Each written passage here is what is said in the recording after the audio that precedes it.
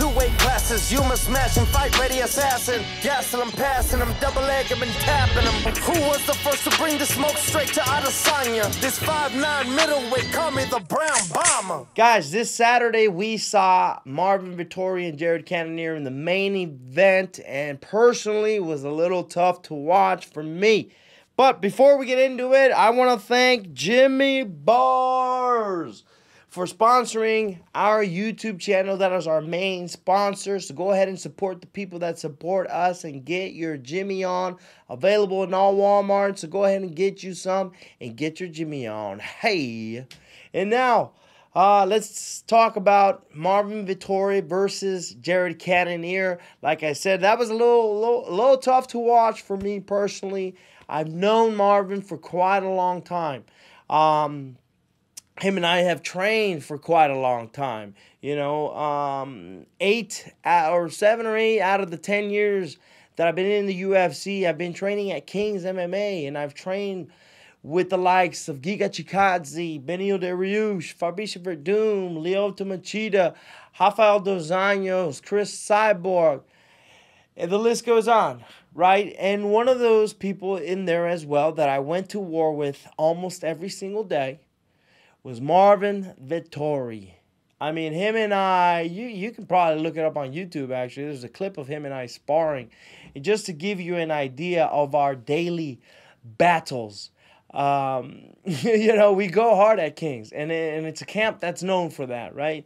And so I built a real close relationship with all these fighters and built real good connections with all of them. Still talk to a lot of them. Still have this very deep connection with a lot of them. And Marvin is one of them. You know, we went to war every single day almost, and we made each other better. And I've seen his rise from the very first fight that he had in the UFC to now. You know, and so I know how tough it is. He is. I know how tough he is. I know how hard he goes. I know the kind of level that he brings to the table. And let me tell you, Jared Cannonier put on a clinic on Saturday night. I mean, for 5 rounds, I mean, he put a beating on my buddy. I mean, for 249 significant strikes, and the Italian dream did not go down. That was a middleweight record that Jared Cannonier set. I mean, it was a beatdown. It was a beating for 5 rounds, and he didn't go down, and it was tough to watch because I know how hard Marvin works, and I know the work ethic that he brings to the table, and it just, man, it was tough to watch. So, you know, Jared, hats off to Jared. You know, he made it look easy, but it is not easy. I know, like I said, I know the level of fighter that Marvin is, and he put on a masterclass clinic. Jared Cannonier did. And it was very impressive. Who knows what is next for him? He wants a title shot. But right now, the division seems a little busy. Robert is fighting Dricus. That'll be most likely who will fight for the winner will most likely fight for the title. Number 2, I think Alex Pereira, I think is ranked still number 1 there. So he's moving up to light heavyweight. So he's not available. Sitting at number 5, I believe, is Paulo Costa, but I'm sure he does. Who knows where Paulo is? You know, we haven't seen him in a minute, so I don't think that's an option either.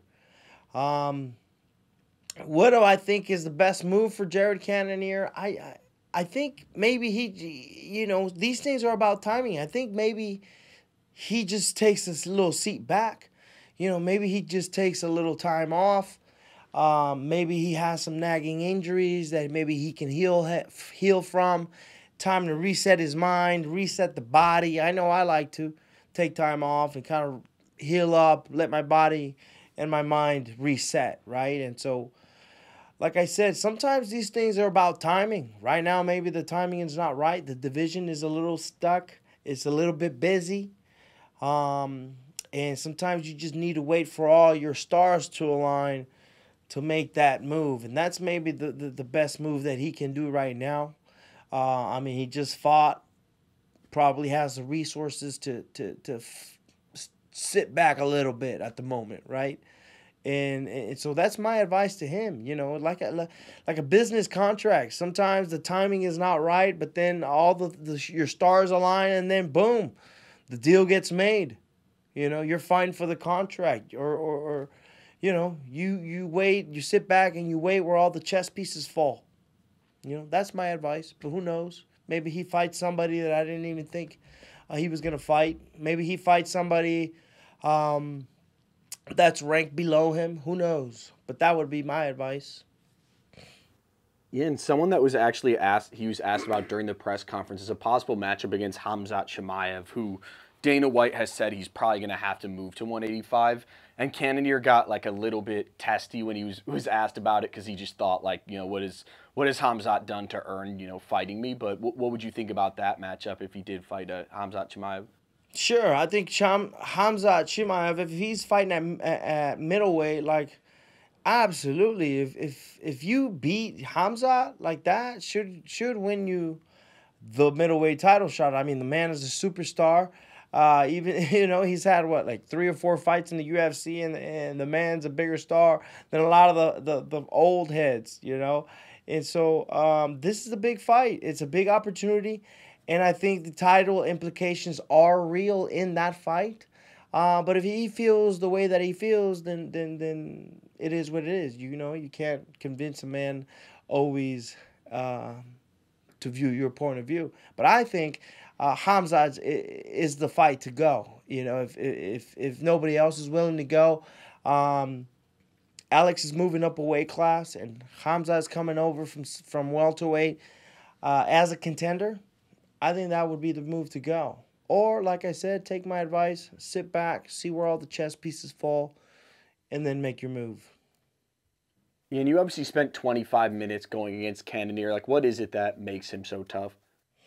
Yeah, I also spent 25 minutes with Jared Cannonier, and I know the caliber of fighter that he is, and I still think I won that fight, and I laughed because I think people would think I'm crazy about it, but I think I won that fight still.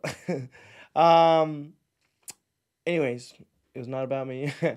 I've been in there with Jared. I know the caliber of fighter that he is, and what he does so well is he hides punches. He hides his combinations a lot. He hides his attacks a lot. He switches stances, orthodox, southpaw, and he throws combinations from both sides.